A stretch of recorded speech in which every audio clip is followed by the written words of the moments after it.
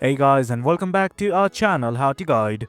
In this tutorial, we are gonna look at how to delete the album in line. Now let us begin.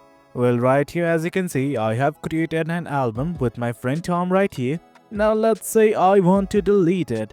Initially what you guys have to do is simply click on this button right here at the top right, click on it.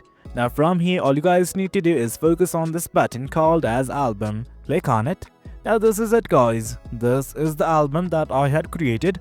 In case you don't know how to create an album, we have created a tutorial regarding that as well, you guys can view that. Now let's simply look at how to delete it.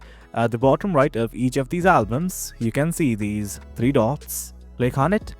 It's gonna give you a few options like add items, rename it, download the album or simply delete it. Click on the last option right here and just give your confirmation. And guys, that is it. As you can see, the album has been deleted. Well guys, that's it. That's how we delete album in line.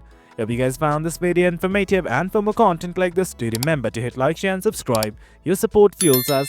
Until next time, thank you.